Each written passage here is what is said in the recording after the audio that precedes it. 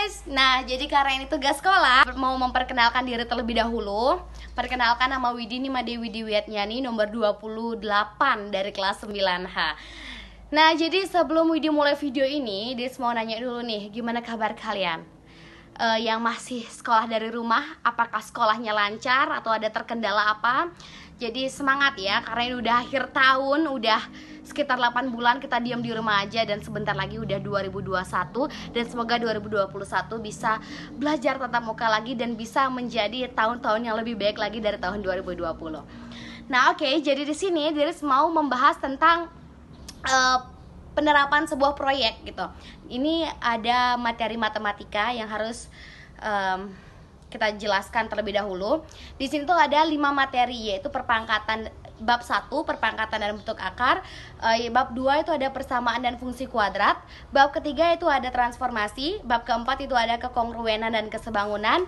Dan bab yang terakhir itu adalah bangun ruang sisi lengkung. Nah, jadi untuk penerapan proyek di sini, Widi milih bab 3, yaitu tentang transformasi. Nah, di mana transformasi itu ada translasi, ada refleksi, ada rotasi, dan yang terakhir itu ada dilatasi. Nah, jadi sebelum kita mulai untuk membahas proyek apa yang akan kita buat dalam penerapan matematika ini, Diris bakal menjelaskan dulu apa sih itu transformasi, apa sih itu translasi, apa itu refleksi, apa itu rotasi, dan apa itu dilatasi. Bukan cuma pengertiannya doang, tapi di sini Widi bakal ngejelasin juga tentang cara mencari, rumus-rumusnya yang bersangkutan langsung sama materi transformasi itu. Jadi tunggu apa lagi? Kita langsung aja check it out. Nah, jadi transformasi ini bisa kita bagi atau emang dibagi menjadi 4 bagian. Itu adalah yang pertama refleksi, terus yang kedua translasi, yang ketiga ada rotasi, dan yang terakhir itu adalah dilatasi.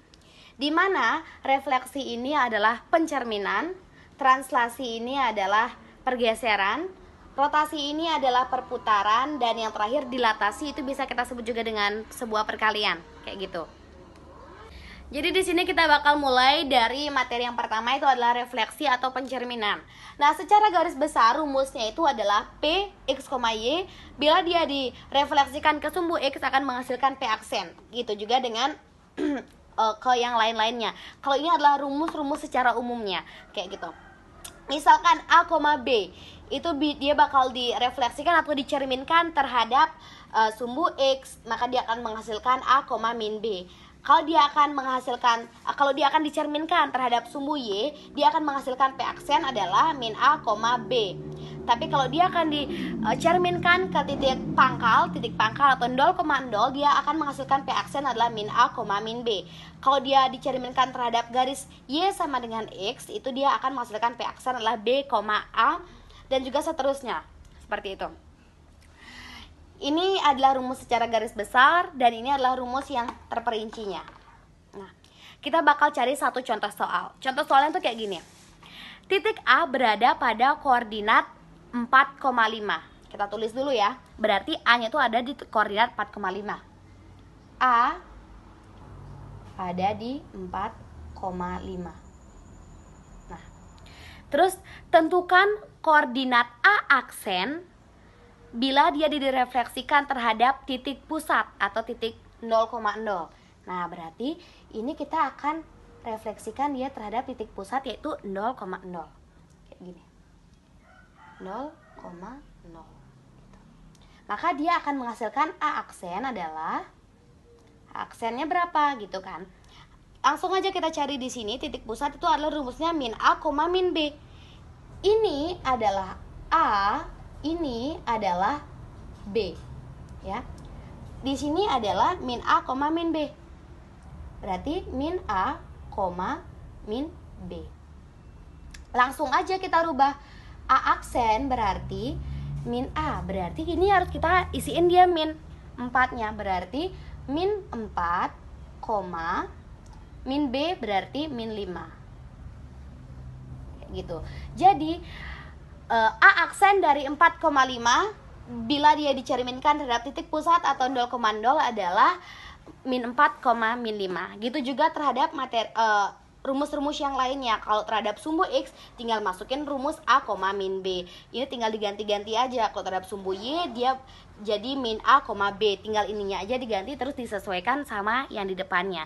Kalau min ketemu min jadi plus, plus ketemu plus jadi plus, min ketemu plus jadi min, kayak gitu. Kita bakal lanjut ke materi kedua, yaitu translasi. Nah, jadi di materi yang kedua itu adalah translasi atau pergeseran. Kalau secara rumus itu adalah misalkan P-nya itu adalah X, Y, dia akan ditranslasikan terhadap A, B, dia akan menghasilkan P aksen adalah X plus A, Y plus B, kayak gitu. Kita langsung aja ke contoh soalnya. Nah, contoh soalnya itu adalah titik A berada pada koordinat 4,5. Kita tulis dulu ya. Berarti yang A itu ada di 4,5. Nah, dia akan tentukan koordinat A aksen bila dilakukan translasi oleh 2, min 3. Kita langsung aja. Berarti ini ditranslasikan terhadap 2, dia akan ditranslasikan terhadap 2, min 3. Nah, itu ya. Dia akan menghasilkan A aksen adalah, ini rumusnya ini adalah X plus A, Y plus B. Kayak gitu. Langsung aja kita masukin. A aksen adalah, ini nih kita masukin ya guys ya. Ini adalah X, ini adalah Y. Ini sesuai ya. Ini kan yang di atasan A, yang di bawahan B. Berarti ini A, ini B. Langsung aja kita masukin. X-nya adalah 4 plus A-nya yang di atasan itu adalah 2, Y-nya itu adalah 5 plus B-nya itu adalah min 3. Nah, oke, karena ini beda ya, makanya kita karena ada 2 tanda, ini ada min, berarti itu ada 2 tanda, maka kita akan batasi dengan tanda kurung seperti itu. Lalu dia akan menghasilkan A aksen itu adalah ini 4 plus 2 sama dengan 6, 5 plus min 3. Ini ada beda nih gininya, lambangnya. Jadi kita tulis saja 5, karena plus sama min dia bakal berubah menjadi min 3. Kayak gitu ya. Kita kurungin. Berarti A aksennya itu adalah 6, 5 min 3 itu adalah 2, kayak gitu. Jadi gampang banget, tinggal kita translasiin aja. Ini ditambahin sama ini ditambahin sama ini. Udah deh nemu hasilnya. Kita langsung lanjut ke materi yang ketiga, yaitu tentang rotasi, oke? Nah, jadi kita bakal lanjut ke materi yang ketiga, yaitu tentang rotasi atau perputaran. Rumusnya masih sama aja, yaitu adalah P, X, Y. Bila dia dirotasikan terhadap sumbu apapun itu, dia akan menghasilkan P aksen, sama kayak yang tadi juga. Nah, di sini rumusnya juga ada rumus yang lebih rinci lagi. Misalkan dia akan dirotasikan terhadap sumbu 90 derajat, maka dia akan menghasilkan min Y, X. Bila dia dirotasikan terhadap min 90 derajat, dia akan menghasilkan P aksen adalah Y, min X. Bila dia rotasikan terhadap mau itu min ataupun plus 180 derajat, dia akan menghasilkan min X, min Y. Terus kalau dia dirotasikan terhadap 270 derajat, dia akan menghasilkan Y, min X. Dan kalau dia dirotasikan terhadap min 270 derajat, dia akan menghasilkan min Y, X. Sebenarnya ini sama aja. Yang ini sama-sama yang ini. Nih, dia akan menghasilkan min Y, X. Terus yang ini Y, 270 derajat ini sama dengan min 90 derajat, yaitu adalah Y, min X, kayak gitu. Nah, kita langsung aja ke contoh soalnya biar kita lebih paham gitu tentang materi rotasi ini. Nah, di sini dia punya contoh soal kayak gini. Titik A itu ada di koordinat 3,1. Kita tulis dulu ya. Gini. A itu adalah 3,1. Nah, dia akan dirotasikan terhadap sudut 90 derajat nih katanya, guys. 90 derajat. Maka dia akan menghasilkan A aksen berapa? Kita cari aja langsung 90 derajat. Kita lihat nih di sini.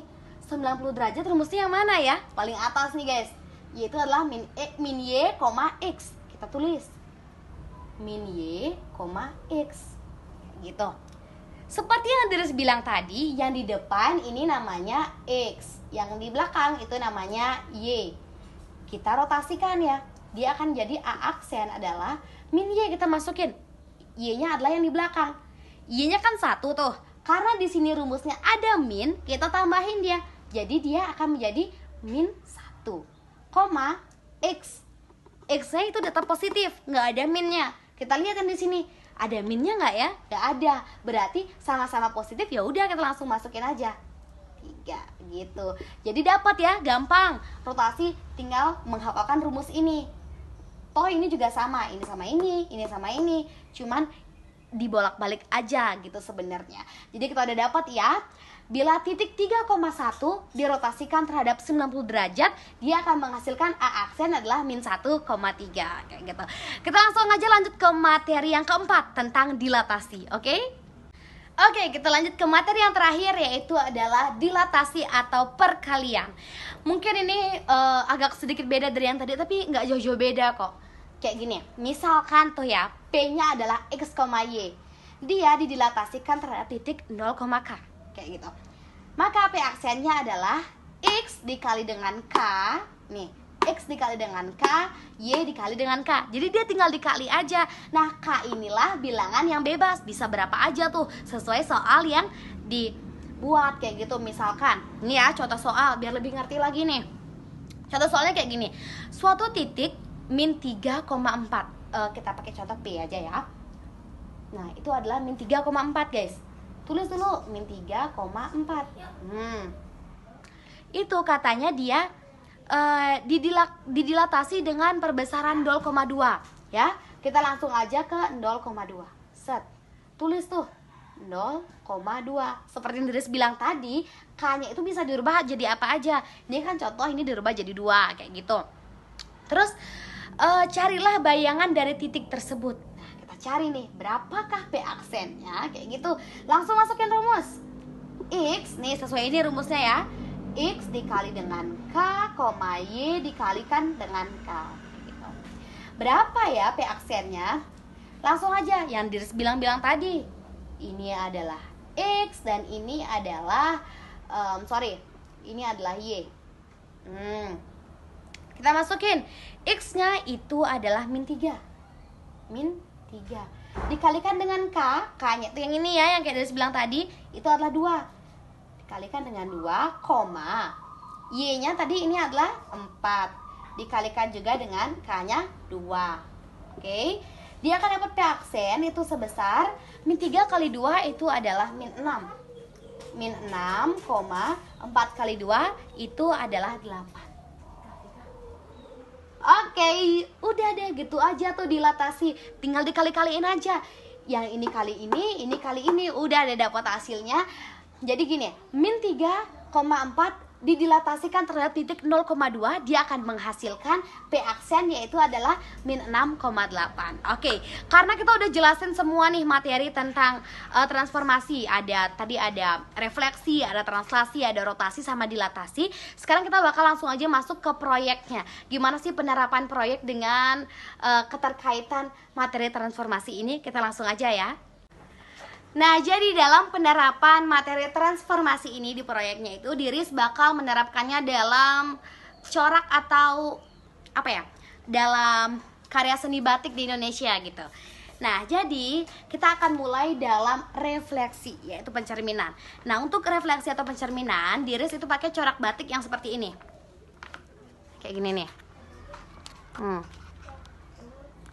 Nah, ini adalah salah satu motif batik kawung kayak gitu. Kenapa sih Diris bilang itu sebagai motif batik yang berkaitan dengan refleksi atau pencerminan ini? Karena nih kita lihat nih ya, dari batik yang ini tadi, gambar batik yang ini tadi, itu kita cari tuh gambarnya, kita perbesar. Ketika kita udah memperbesar, akan seperti ini jadi gambarnya. Seperti ini ya, yang ini tuh. Nah, ini kita perbesar lagi, jadi seperti ini dia. Nah, seperti ini. Nah, ketika sudah kita perbesar ini, kan dia artinya cuma ada satu guys. Kenapa? Gimana caranya biar jadi 4? Kayak gini nih. Ini, yang ini nih, seperti di sini dicerminkan jadi ke sini. Ini juga bisa dicerminin ke sini kayak gini. Nah ini kan awalnya cuma ada satu, terus dicerminin jadinya dia di sini. Ini juga bisa dicerminin ke bawahnya. Ini dicerminin ke sini. Terus ini bisa juga dicerminin ke sini. Jadi kayak gitu. Jadi dia berkaitan dengan materi refleksi, yaitu tentang pencerminan kayak gitu. Langsung aja kita yang kedua, yaitu ke translasi atau pergeseran ya. Nah, untuk materi translasi atau pergeseran, Dirs masih pakai tuh tentang batik ya. Batik. Nah, ini sebenarnya ini Dirs pakai yang ini nih. Sorry. Dirs pakai motif yang seperti ini. Nah, bisa dilihat. Nah, ini sebenarnya adalah motif sasirangan dari Kalimantan yang biasa disebut dengan motif ombak sinampar karang kayak gitu. Nah, dari motif sinampar karang yang tadi yang full itu kita bisa lihat kan. Nih. Lihatin sekali lagi. Motif yang ini nih, itu kita cari. Kita cari berarti dia gambarnya seperti ini ya. Kita perbesar. Kalau udah kita perbesar, dia akan menghasilkan seperti ini gambarnya. Nah, motifnya dia kayak gini kan, cuman dia ada banyak dan diperkecil yang tadi. Nah, kenapa dia bilang ini sebagai pergeseran? Nah, yang ini dia akan digeser ke sini. Ini digeser ke sini, digeser ke sini, digeser ke sini. Yang ini juga akan digeser ke sini, bisa digeser lagi ke sini, digeser lagi ke sini. Jadi dia akan menghasilkan banyak yang kayak gini tuh. Mana tadi? Nah, ya kayak gini kan jadinya banyak gitu. Yang awalnya cuma satu. Itu ya yang Dirs bilang sebagai translasi atau pergeseran kayak gitu. Kita langsung aja ke yang ketiga, yaitu tentang rotasi. Nah, rotasi itu Dirs punya nih motif batik Papua yang disebut dengan garis lengkung kayak gitu. Nih, kalian lihat ya. Nih, ini motif awalnya tuh kayak begini. Nah, kalau batik ini kita perbesar nih, kalau kita teliti tuh melihatnya kan. Nah, ini dia adalah motif gininya. Motif apa ya? Motif utamanya seperti ini. Kenapa Dirs bilang ini adalah sebagai rotasi atau perputaran? Karena nih, kalian bisa lihat, awalnya kan bentuknya kayak gini. Dia diputar tuh 180 derajat, seret, sampai kalian bisa lihat kan, ini garisnya ini awalnya dia ada di bawah, terus diputar, seret, dia jadi di atas garisnya. Terus bisa juga sebaliknya, kayak gitu juga bisa sebaliknya. Misalkan kalau garisnya awalnya di atas, bisa juga kita putar 180 derajat, dia jadinya di bawah gitu. Jadi dia akan menghasilkan bentuk seperti ini. Nah, seperti ini, sorry, bentuk seperti ini, kayak gini. Jadi putar-putar tuh, awalnya kayak gini, diputar, set, jadi kayak gini. Yang di sini awalnya kayak begini, setengah begini, diputar jadi kayak begini. Nah, gitu. Makanya Dirs bilang itu berkaitan dengan materi kita, yaitu rotasi atau perputaran. Kita langsung aja lanjut yang keempat ya, itu adalah materi dilatasi atau perkalian. Nah, Dirs cariin dulu tuh motif batiknya. Nah, motif batiknya itu Dirs pakai sasirangan lagi ya. Sasirangan kangkung kaumbakan. Itu dari sasirangan pasti dari Kalimantan ya. Gitu. Dirs pakai contohnya itu motifnya yang kayak begini. Ini adalah motif bunga teratai. Bisa dilihat tuh, nih. Kenapa sih Dirs bilang itu sebagai perkalian? Kalau kita teliti lagi nih ya, Dirs bilang itu awalnya hanya seperti ini, hanya seperti ini, kecil gini, satu lagi, tapi itu dikalikan jadi banyak kayak gini nih. Tuh, dia dikaliin jadi banyak kan. Awalnya cuma satu doang, tapi dia diisiin. Jadi dia dikalikan berapa gitu. Makanya dia bisa jadi banyak gini. Kayak gitu. Makanya Dirs bilang itu berkaitan dengan materi kita, yaitu materi dalam bidang dilatasi kayak gitu. Jadi itu adalah penjelasan Dirs tentang proyek yang Dirs ambil di bidang atau di bab 3 ini, yaitu mengenai transformasi. Makanya kenapa Dirs milih transformasi? Karena transformasi itu salah satu rumus yang menurut Dirs ya tidak bertele-tele, rumusnya pasti. Kalau kali ya kali, kalau dicerminin ya dicerminin, kalau yang diputar ya diputar kayak gitu. Jadi materi ini sebenarnya materi yang cukup gampang dari kelima materi yang Dirs sebutin di awal tadi kayak gitu. Nah guys, itu dia penerapan Dirs dalam proyek di bidang transformasi ini. Semoga kalian ngerti, semoga bermanfaat juga untuk kalian semua. Di masa new normal ini, jangan pernah untuk tidak memakai masker ya, selalu pakai masker. Kalau bisa sih tetap tinggal di rumah aja ya. Tapi kalau emang ada keperluan yang sangat mendesak, keluarlah dengan tetap menerapkan protokol kesehatan, pakai masker, jaga jarak, dan rajin-rajin untuk mencuci tangan. Kita harus sama-sama nih ya, semangat untuk melawan COVID-19 ini. Apalagi ini udah di penghujung tahun, udah sekitar 8 bulan kan kita di rumah dari bulan Maret tuh, udah Desember aja sekarang. Semoga di 2021 nanti bakal jadi tahun yang lebih membawa banyak manfaat, jadi tahun yang lebih menyenangkan. Mungkin ada banyak tujuan kita atau impian-impian kita di 2020 ini belum terwujud, dan semoga terwujud di 2021. Semoga 2021 bisa jadi tahun yang lebih lebih baik dari tahun-tahun yang lalu gitu guys ya. 2020 adalah tahun yang singkat, tapi kita tidak boleh menyerah. Kita harus semangat untuk menjalani hari-hari ke depannya. Jadi tetap di rumah, tetap semangat. Karena kalau nggak ada semangat, gimana mau ngejalanin hidup ini kan? Jadi kalau apapun masalah yang ada, apapun masalah yang sedang berusaha untuk kita hadapin, tetap semangat. Karena pasti Tuhan tidak akan memberikan masalah jika umatnya tidak akan bisa melewati masalah-masalah itu. Ya kan? Oke. Kalau kita rajin-rajin doa sama Tuhan, biar apapun masalah yang sedang kalian semua hadapi bisa dilalui dengan cepat dan berlalu dengan baik kayak gitu ya. Tetap di rumah, tetap sehat, tetap semangat. Semua ini pasti akan berlalu. Bye-bye.